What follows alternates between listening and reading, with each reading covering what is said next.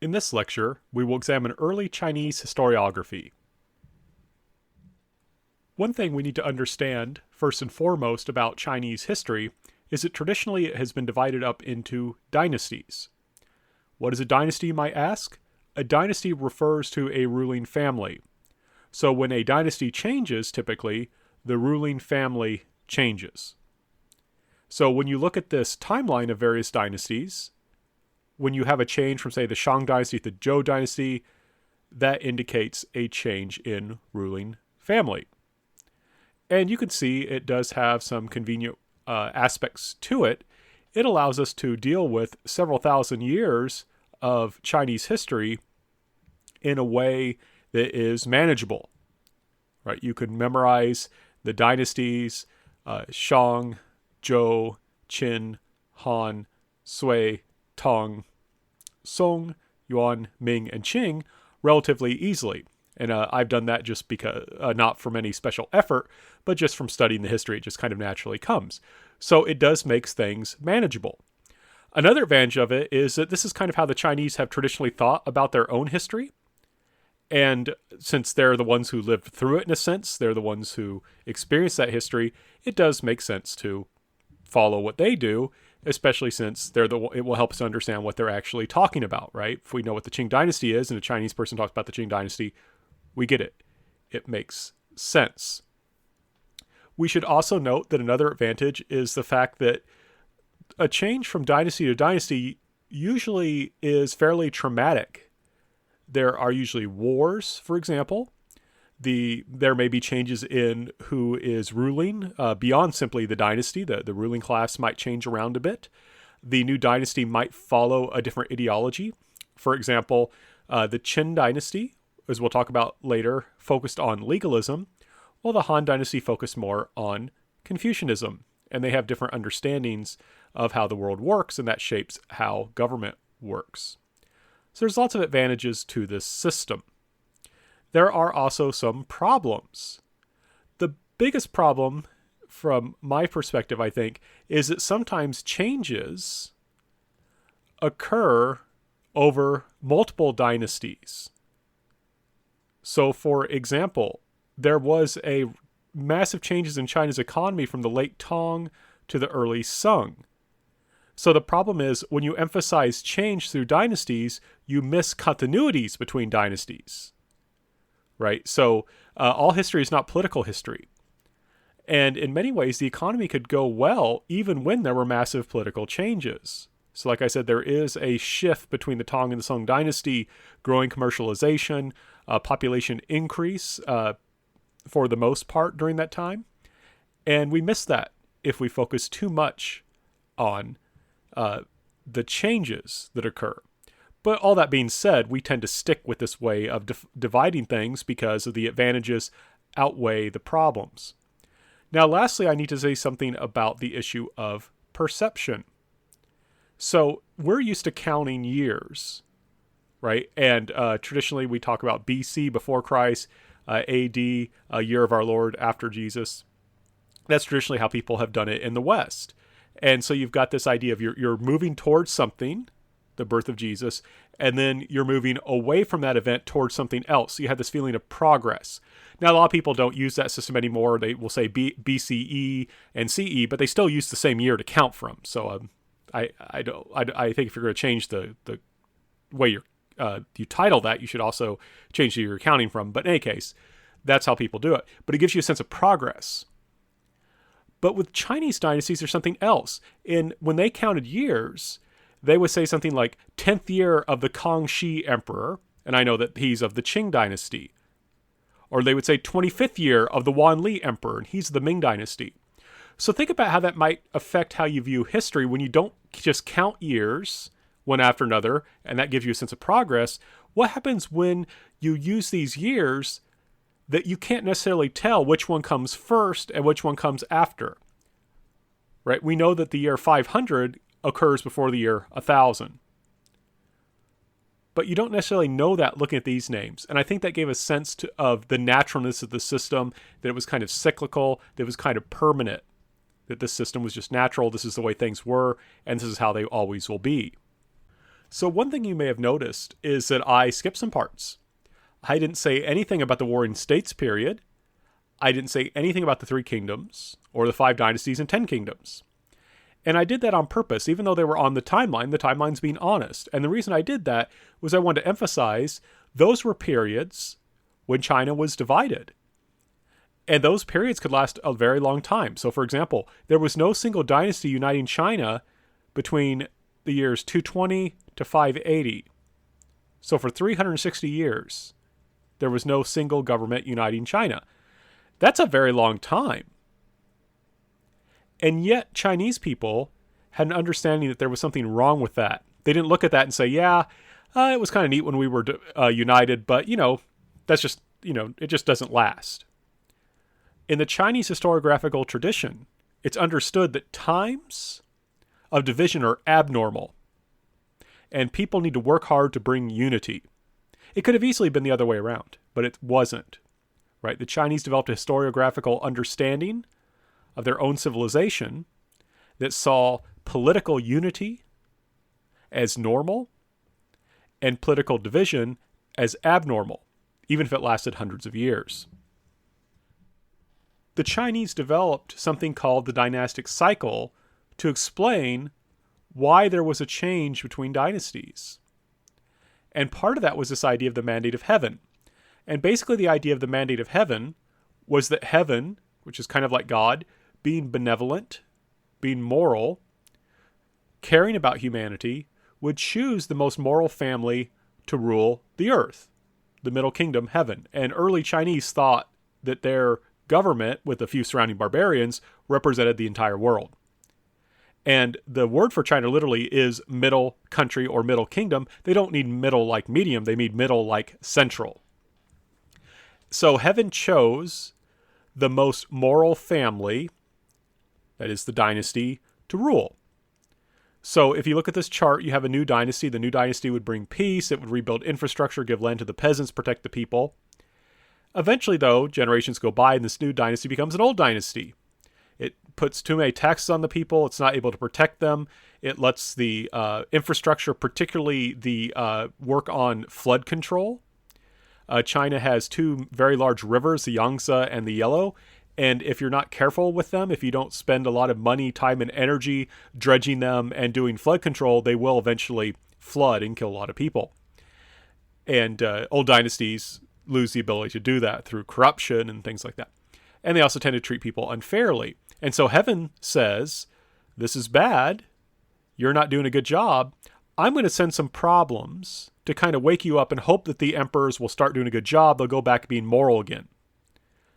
So the heaven may, to show its displeasure, to wake up the emperors, may send comets, eclipses, perhaps even floods and earthquakes. And if the emperors don't wake up and do their job, then peasants will start revolting, invaders will attack the empire, there'll be bandits, and eventually those bandits may become rebels who will overthrow the new dynasty, and the leader of those rebels, being the most virtuous person in the world, because how else, and from the most virtuous family in the world, because how else could they succeed in overthrowing the dynasty, will gain the mandate of heaven. And then they will form a new dynasty that will rule China, and then the cycle begins again. So there's this understanding that heaven chooses the most benevolent family, the dynasty, to rule China. They do a good job for a while. When they do a bad job, heaven will withdraw its mandate and get to someone else. How do you know who gets the mandate? Well, they're successful in their revolt. If they're unsuccessful, obviously they didn't get the mandate, right? But if they do win, how else could they have won except through heaven's help? So there's kind of a theological understanding of how this all works. So in Chinese history, you had this cyclical view. This is kind of natural how we do things. This rise and fall of dynasties is natural, and it will just continue and continue and continue for the end of time. A central figure in Chinese history is a man named Confucius. He was a wandering teacher and philosopher who tried to find a king during a time of division who could restore Chinese unity and thereby bring benevolence and prosperity and peace to the people. His teachings are at the core of the Chinese state and of Chinese civilization. So a very, very important figure in Chinese history. At times in Chinese history, he has been credited as a historian, as someone who wrote history. And even when he wasn't writing history, he edited books on history. Now, there are some problems with this. I think they give him, he's been traditionally given too much credit. But for our purposes, he is viewed in Chinese history as an early historian. One important book that is, some people claim he authored, that he likely did not, is something called the Spring and Autumn Annals, which is a very ancient text, and it was written in the form of a chronicle. What is a chronicle, you might ask? Basically, it's a list of stuff that happens chronologically. So it's mostly just a straight narrative. This king invaded this country, this battle was fought, this king died, a new king was born, things like that. Just chronologically arranged without much analysis.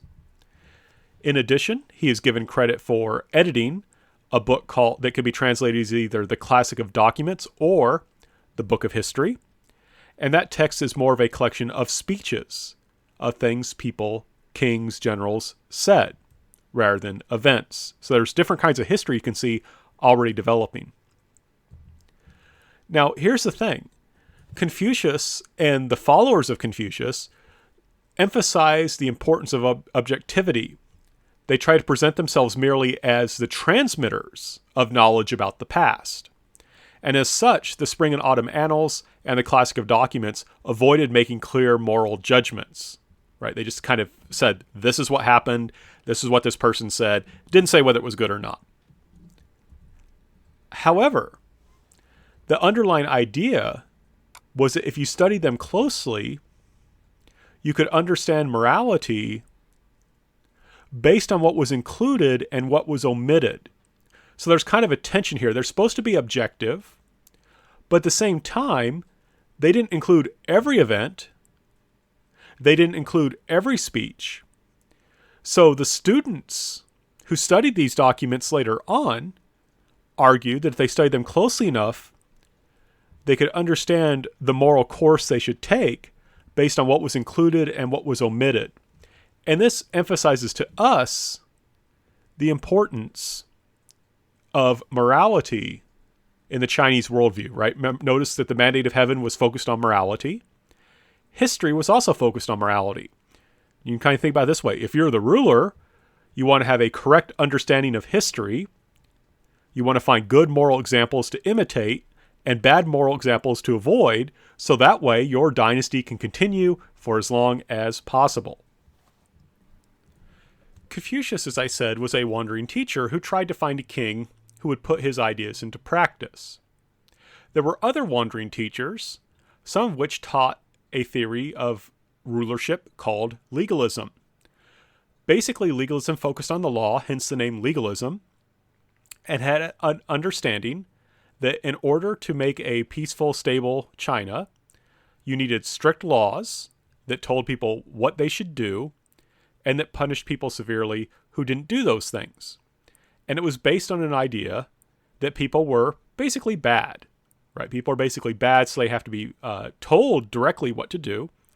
And if they didn't do it, they need to be punished severely. This is rather different from Confucianism. Confucius was more subtle. He thought that people could be guided to do the right things by example and by performing the correct rituals and listening to good music. Because Confucius thought people were basically good, they just need a little bit of guidance. So very different understandings of the way a government should be run. The Qin Emperor believed very much in legalism. Now, one thing I should point out, we shouldn't blame him too much. When he was 12, his mom tried to have him killed so she could put a different son by a different father on the throne. So we can understand why he did not think much about human morality. But the Qin Emperor would be a person who unified China after several hundred years of division. And he, in fact, is the first emperor. Before this, Chinese just had kings. He's going to take a new title of emperor. Now, he was very ruthless. He was very cruel. And here in this image, you can get a sense of how people reacted. On the far left, there is a man trying to assassinate the Qin Emperor, who is on the far right. One of his physicians is actually holding that man back to make it harder to get at him. and a soldier is throwing himself in front of the Qin emperor to protect him. But he was very unpopular because he was so ruthless and cruel, and people wanted to kill him. And to give you a sense of why people did not like him, in the year 213, he executed a lot of scholars, over 460. Mostly, I believe, were Confucian scholars, and he burnt their books. He basically wanted to prevent anyone from thinking differently than him. He wanted to silence any kind of views that were different from legalism. He wanted to prevent anyone from challenging him. So he executed scholars and burnt their books. He was particularly interested in controlling history.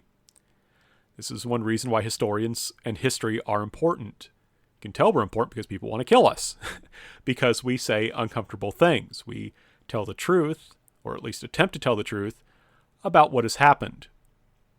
And for people who do bad things or who don't want to learn the moral lessons from the past, such truth is dangerous. The Qin dynasty would fall. It barely lasted for a decade. It was established in 221 BC, fell by 210.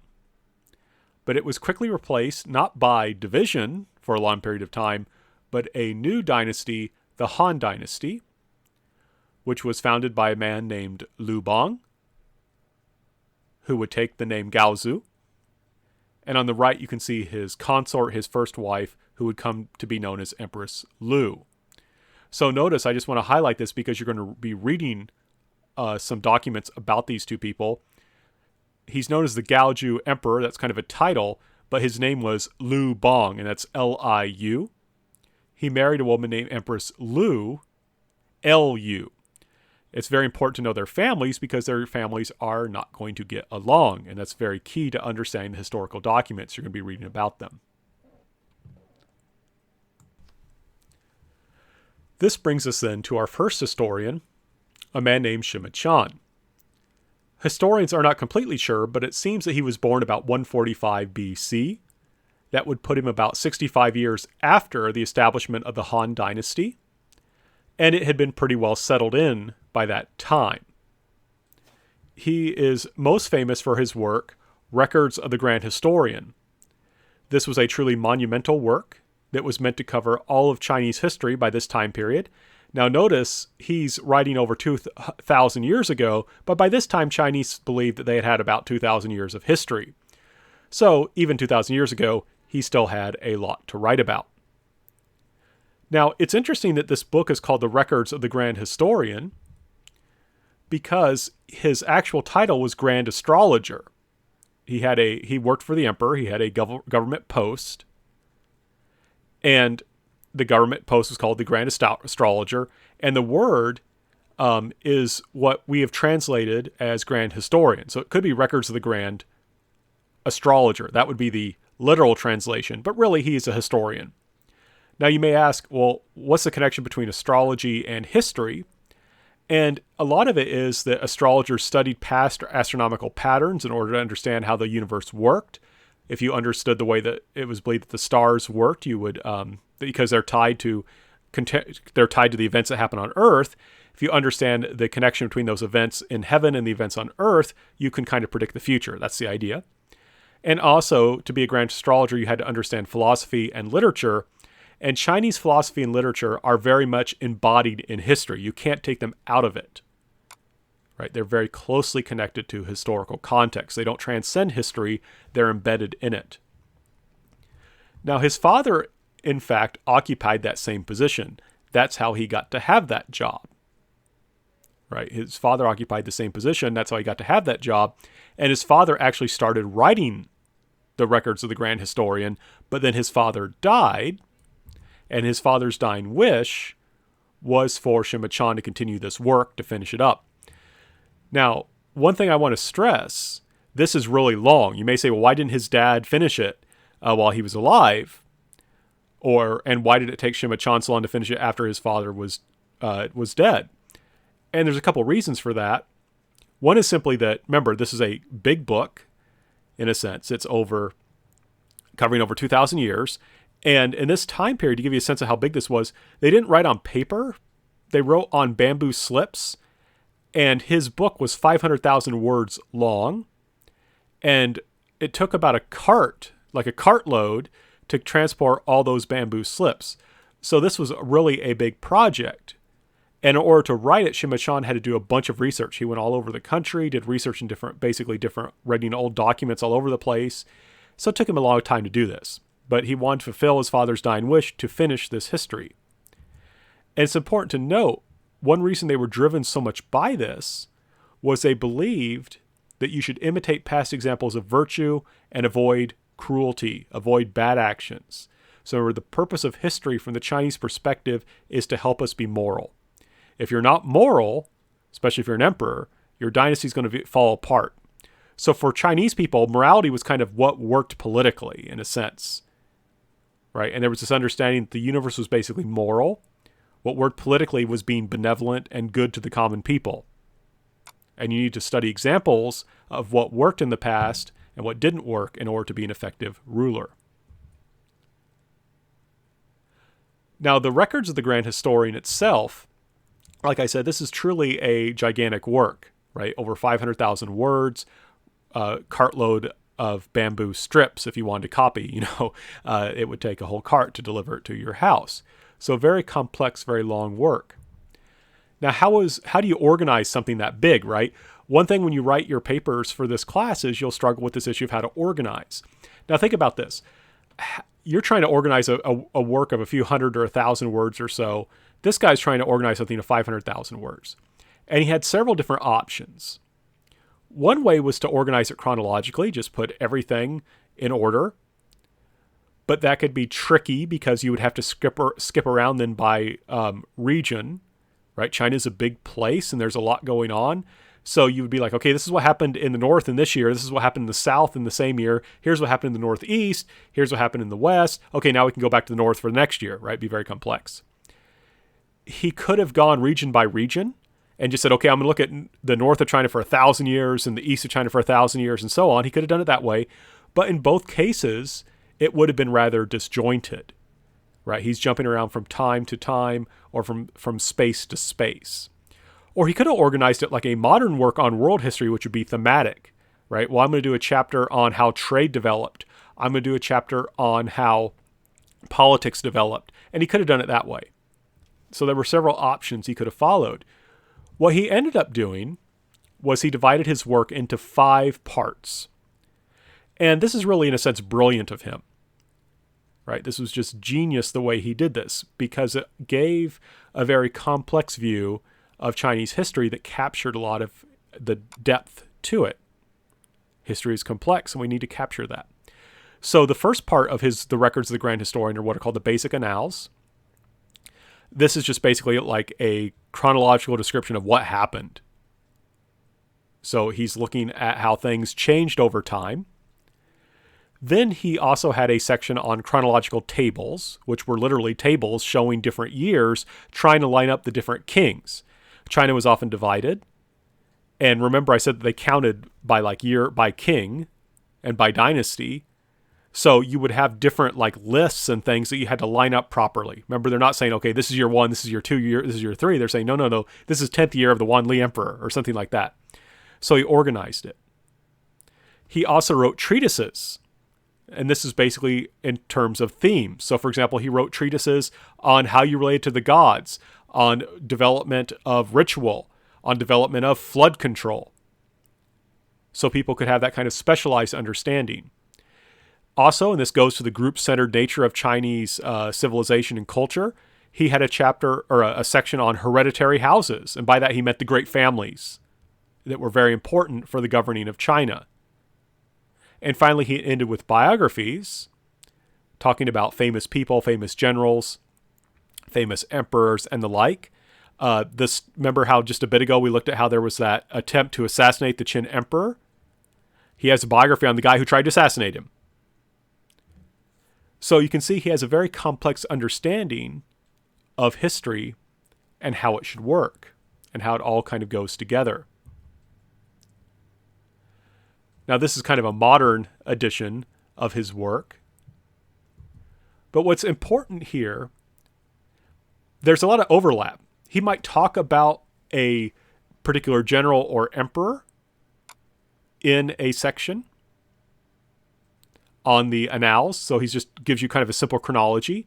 And you're like, oh, I want to learn more about that general to understand why he acted that way. So then you skip over to the biography section to read about him. And you might find out he's connected to a particular family. So you go to the family section. So he has overlapping materials, but it's not simply repetitive. Each one offers kind of a different perspective. And that reveals the complexity of human life and the forces that govern Chinese history. So it's really cool how he does that. Now, we also have to point out the way this is up, you have to work to understand this. Right? You would have to study this deeply to understand it. And there's a saying, whoever works the hardest in the class learns the most. So if the professor's working harder than the students really aren't learning that much. It's the professor who's learning. But if students are doing most of the work, they're the ones who are learning. Right? Professors, we have to give guidance, but ideally students are out there learning on their own, just with a little bit of guidance from us. Now, what's really important about this, particularly as an individual, one reason we want you to work so hard, just your professors now and these ancient Chinese historians like Sima Qian, was the belief that the study of history provides a mirror to oneself. And what's interesting is different civilizations came up with the same image of history as a mirror. When you look at history, it can reflect what's going on in your own time or in your own life. So the idea is that not only by understanding history can you understand the forces that shape the world, you can also understand how to become a better person. That's kind of the basic idea there. Now, what's interesting, though, is even though Sima Qian was a careful historian who focused on human action, he did recognize the idea of heaven playing a role in history. Heaven could guide human action. It could direct human action. It could intervene, but humans are the main players. But he still believes in this heaven that's kind of active. There was also an emphasis on mythic stories, right? He didn't say, well, this couldn't have happened because this is mythological. It's just a story. It's just a legend. He treated those things as truth. So he wasn't particularly skeptical in a way that other historians would be. That being said, what's really important about him particularly is the basic structure that he developed would be followed by dynastic histories. So basically what would happen is whenever a dynasty fell, the new dynasty that replaced it would write a history explaining why it was okay for it to overthrow that old dynasty or why that old dynasty fell, and explaining why this new dynasty was the right dynasty. So he did try and understand the truth so that we could act properly, so that rulers could rule properly.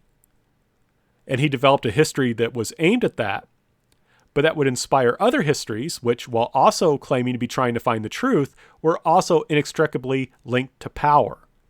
Because the understanding was that history was supposed to help explain why the old dynasty was wrong and needed to be dealt with, needed to be gotten rid of, and why the new dynasty was right. And by the way, that story about the attempt to assassinate the Qin emperor is very famous. That's what's being depicted there on this front cover. And that's a very relaxed-looking assassin. I think that's kind of an interesting style of artwork there. Now, Sima Qian is an extraordinarily important historical figure and a very important historian. Had a massive influence. But I do want to emphasize he's not the only Chinese historian, and we also need to deal with this issue of gender. And I think a good way we can do that is by looking at another Han Dynasty historian, a woman by the name of Ban Zhao. Ban Zhao, and this is fairly rare for the time, was able to receive an education as a woman. Her father believed that his daughters should also receive educations. They should also learn. And she learned not only to read and write, she learned how to do it very well, and also learned about how to write history. So that when her brother, who was working on his history book, when he died, Ban Zhao would succeed him and finish his book for him. So she was a true historian. At the same time, she shows the difficulty that women faced. Because of her fame as a woman of culture and of knowledge, she was asked to actually come educate the emperor's daughters. And that's the image on the right. You can see her doing that there. However, when she educated the daughters, she did it through works emphasizing that women should be subordinate to men, that women should not try and show off their skills and talents, but they should defer to men and accept their lower place in the social gender hierarchy. So, in a sense, she was able to gain influence through submission, right? By accepting the limitations on women in her time period, she was able to gain some role, some place in Chinese society, a fairly high place, and able to practice the skill of a historian. But she had to accept the contemporary philosophy of Confucianism, which emphasized the necessity of women being submissive. Confucius is famous for saying something to the effect of, "I don't understand women and servants. They drive me nuts." It's a little bit more complex than that, but that's basically what he said. And that shows this kind of patriarchal system and the difficulty women had in operating under it.